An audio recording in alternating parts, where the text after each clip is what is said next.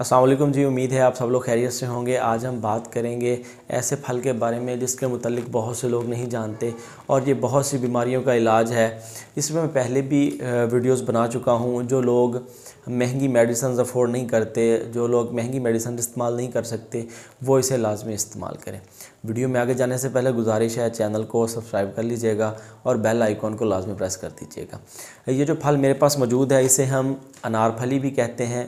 इसके अलावा इसको नागफनी भी कहा जाता है और इंग्लिश में इसको प्रिकली पेयर कहते हैं।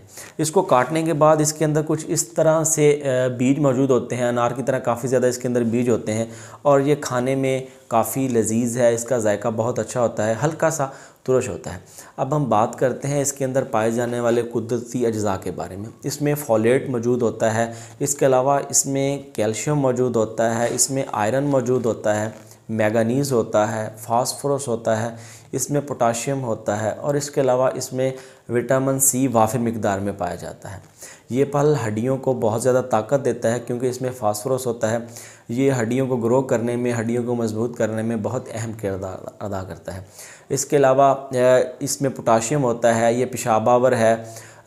इससे एक बहुत बड़ी बीमारी का इलाज किया जा सकता है। जो लोग बहुत सी मेडिसिन लेके इस्तेमाल कर चुके हैं, बहुत सी मेडिसिन इस्तेमाल कर चुके हैं लेकिन उनको आराम नहीं आया, तो वो लोग इसे लाजमी इस्तेमाल करें।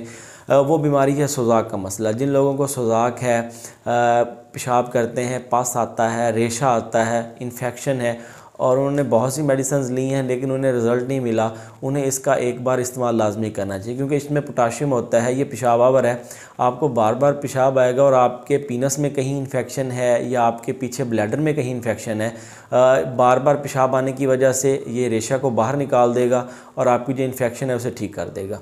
क्योंकि जिन लोगों को इन्फेक्शन का मसला होता है, पसल्स का मसला होता है, उनके जरासीम भी कम होते हैं, तो वो लोग बहुत ज़्यादा परेशान होते हैं। बहुत सी मेडिसिन ले चुके होते हैं, महंगे से महंगा वो ट्रीटमेंट ले चुके होते हैं, तो उनको ये एक बार लाजमी ट्राई करना चाहिए। अल्हम्दुलिल्लाह इसके इस्तेमाल से उनका ये मसला ठीक हो जाएगा। इसके अलावा जिन लोगों को बवासीर का मसला होता है, खून आता है, बहुत ज़्यादा मस्से हैं, उन लोगों के लिए ये बहुत ज़्यादा फ़ायदेमंद है। इसके इस्तेमाल से बवासीर भी ठीक हो जाती है और जिन लोगों को बहुत ज़्यादा खून आता है मसों में से, ये बहुत ज़्यादा खून आने को कम करता है। और वो ख़वातीन जिनको पीरियड्स के दिनों में बहुत ज़्यादा खून आता है, जो एक मिकदार से बहुत ज़्यादा होता है, उनको भी इसे लाजमी इस्तेमाल करना चाहिए क्योंकि ये जो ज़्यादा खून ओवर बिल्डिंग होती है उसकी मिकदार को कम करता है। इसके अलावा ये शुगर के मरीज़ों के लिए बहुत ज़्यादा फ़ायदेमंद है। शुगर के मरीज़ों को इसे लाजमी इस्तेमाल करना चाहिए, शुगर को कंट्रोल रखता है। इसके अलावा ये ब्लड प्रेशर के मरीज़ों के लिए बहुत ज़्यादा फ़ायदेमंद है।